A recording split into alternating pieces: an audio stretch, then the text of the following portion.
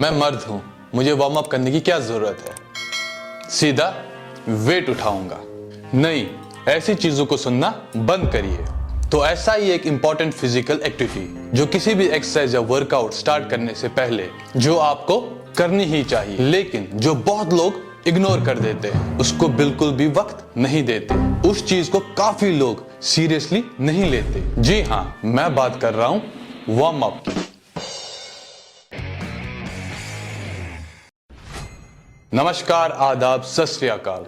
Hello viewers, welcome to a new episode. तो आज के इस एपिसोड में हम बात करेंगे वार्म अप की। तो बने रहिए मेरे साथ, सब्सक्राइब टू माय चैनल। तो शुरू करते हैं आप सबकी जर्नी फ्रॉम फिटनेस से लेके फिटनेस तक, नेचुरली।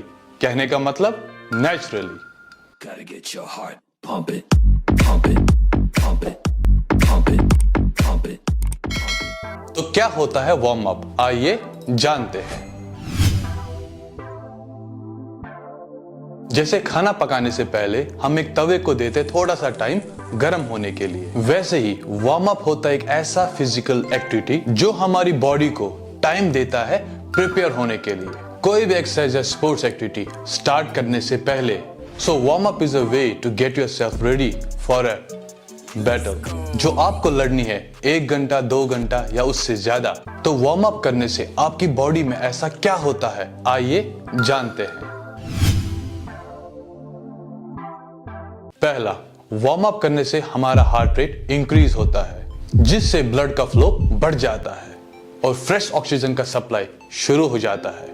और उसी वक्त आपको एनर्जी फील होगी, पावर फील होगा और पंप फील होना शुरू हो जाएगा। दूसरा, जो हेवी ट्रेनिंग करते हैं उनके लिए तो वार्म अप काफी हेल्पफुल होती है, क्योंकि वार्म अप रोकता है हमारी बॉडी को ओवर स्ट्रेस होने से, हेवी ट्रेनिंग्स के डिमांड्स को फुलफिल करने के लिए। तीसरा, सबसे इंपॉर्टेंट, सबसे जरूरी, वार्म अप करने से जो आपके मसल स्टिफ है वो खुल जाते हैं, जॉइंट्स की मोबिलिटी और रेंज ऑफ मोशन बढ़ जाती है और ये आपको इंजरी होने से काफी हद तक सेफ रखेगा, जैसे मसल का खींचना, स्ट्रेन पड़ना या क्रैम्प आना। देखिए, I am a fitness person, मुझे वेट्स उठाना बहुत पसंद है। So as a hard lifter मैं हमेशा पहले वार्म अप करूंगा, डायरेक्ट एक्सरसाइज या वर्कआउट स्टार्ट नहीं करता, क्योंकि जब आप वार्म अप करते हो आपकी बॉडी तैयार होती है, मतलब आपकी बॉडी रेडी हो गई वर्कआउट करने के लिए। एंड ट्रस्ट मी, आपको लिफ्ट करने में मजा आएगा। व्यूअर्स, बॉडी में पंप फील होना आपको पहली एक्सरसाइज के पहले सेट से पंप फील होना चाहिए, लेकिन अगर आप वार्म अप नहीं करते हो तो जब तक आप 2-3 एक्सरसाइजें कंप्लीट करोगे तब जाके काफी लेट से पंप फील होगा, जो बिल्कुल सही नहीं होता। तो मेरी मानिए, अगली बार से सीधे ही वेट उठाने मत जाइए, पहले वार्म अप कीजिए। अब आते हैं आपको वार्म अप कितनी देर करना चाहिए, आइए जानते हैं। जिम में वर्कआउट एक डिमांडिंग परफॉर्मेंस है, तो इस डिमांडिंग परफॉर्मेंस को फुलफिल करने के लिए आप वार्म अप कीजिए कम से कम 15 से 20 मिनट तक। बट ऐसे तैसे नहीं व्यूअर्स, आप सही तरीके से वार्म अप करोगे। तो अब आते हैं मेन मुद्दे पे, आप वार्म अप कैसे करोगे।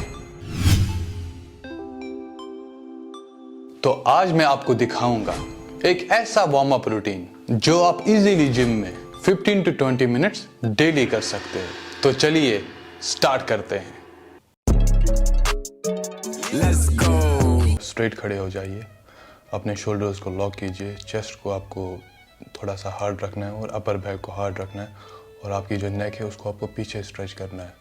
आपको फील करना है जो आपके चेस्ट से मसल्स आ रहे हैं उनमें स्ट्रेच पड़ रहा है, और आपके फ्रंट नेक पे जो आपके मसल्स है उन पे स्ट्रेच पड़ रहा है। आपको ऊपर की ओर देखना है, जैसे आसमान देखने की कोशिश करते हैं। इसको आप होल्ड कीजिए थोड़ी देर, थोड़ा सा स्ट्रेच कीजिए, left side right side hold करके धीरे धीरे।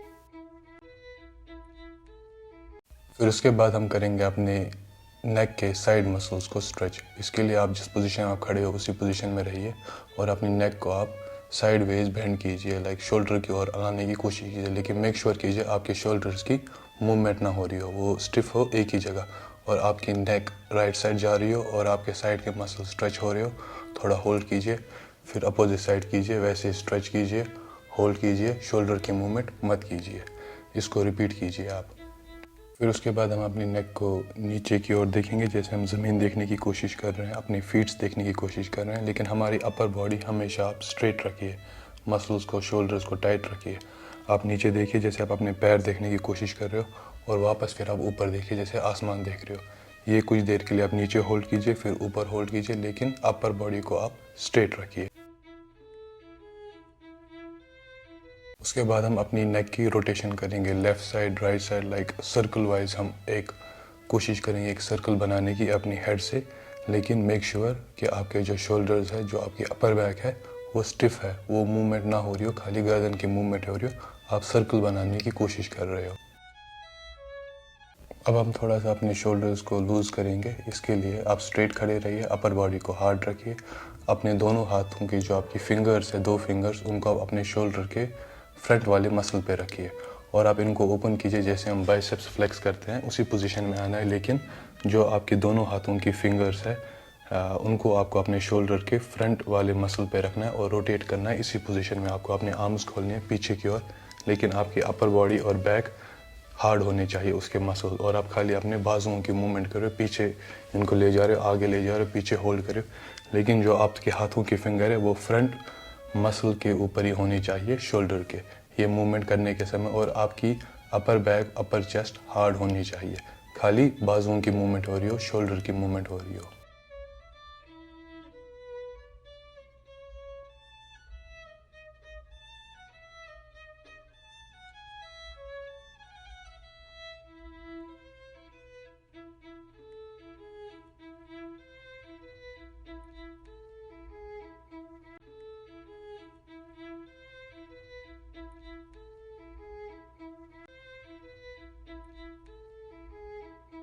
अब हम स्ट्रेच करेंगे अपने साइड्स को, जिन्हें हम ओब्लिक्स कहते हैं, उनको हम स्ट्रेच करेंगे। अब उसके लिए आपको स्ट्रेट खड़ा होना है, अपनी टांगों के बीच में हल्की सी गैप रखिए, और अपर बॉडी को आप स्ट्रेट रखिए, और जो आपका एब्डोमेन है, जो आपका कोर है, आपकी लोअर बैक, इनको आप हल्का सा हार्ड कीजिए, जितना आप हार्ड कर सकते हो, और आपको साइड वेज बेंड करना है।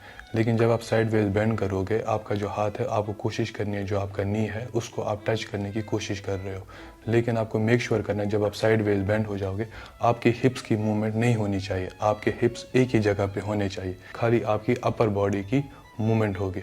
उसमें आपका कोर टाइट रहेगा, आप साइड वेज जाओगे, थोड़ा सा होल्ड करोगे, फिर वापस आओगे, फिर दूसरी तरफ जाओगे, सेम पोजीशन को स्ट्रेच करना है, यानी कि आपको अपने ओब्लिक्स को स्ट्रेच करना है। उसके बाद हम उसी पोजीशन में खड़े रहेंगे, अपने दोनों हाथों को हम, जैसे कि हमारे हाथ में बारबेल है, उस पोजीशन में लाएंगे, और हम ट्विस्ट करने की कोशिश करेंगे अपनी अपर बैक को। लेफ्ट साइड, राइट साइड को ट्विस्ट कीजिए, लेकिन हिप्स की मूवमेंट मत कीजिए जब आप ट्विस्ट करें, और ज़्यादा झटका मत दीजिए, हल्का जितना आप जा सकते हो उतना आप जाइए, लेकिन कोर को टाइट रखने की कोशिश कीजिए और अपर बॉडी को हार्ड रखने की कोशिश कीजिए। हमारी आर्म्स है वो जैसे हमारे हाथ में बारबेल है, जब हम कर्ल मारने की कोशिश करते हैं बाइसेप्स की, उस पोजीशन में हो, इससे आपको और स्ट्रेच मिलेगा अपने ओब्लिक्स पे। स्ट्रेट खड़े रहिए, एक टांग को लिफ्ट कीजिए, जैसे हम नी हग करते हैं वैसे अपनी आप टांग को आप ऊपर लाइए, उसको दोनों हाथों से होल्ड कीजिए, और इसको कोशिश कीजिए अपने कोर के पास, अपने बेली के पास, अपने एब्डोमिनल जो मसल्स है उनके पास, इनको कोशिश कीजिए होल्ड करने की, लेकिन स्ट्रेट बैलेंस बना के। यही आप दूसरी लेग के साथ करोगे, एक लेग पे खड़े रहोगे और एक लेग को उठा के अपनी नी को बेंड करके अपने और उसको पुल करने की कोशिश करोगे, वाइल मेकिंग द बैलेंस। उसके बाद उसी पोजीशन में खड़े रहिए, पैरों के बीच में थोड़ी सी गैप रखिए, लेग स्ट्रेट, और सीधे नीचे बेंड कीजिए आप, और आपके जो हैंड्स है उनको ट्राई कीजिए आपके टोज़ जो है उनके साथ टच होने के लिए, लाइक उतने वो नीचे आने चाहिए। अगर आप उतने नीचे नहीं आ रहे, इसका मतलब आपके हैंड स्ट्रिंग्स टाइट है। तो आप इसको हर दिन अगर करोगे तो आपको 5-6 दिन या 10 दिन लग जाएंगे, एज पर योर स्ट्रेचिंग आप नीचे आ जाओगे।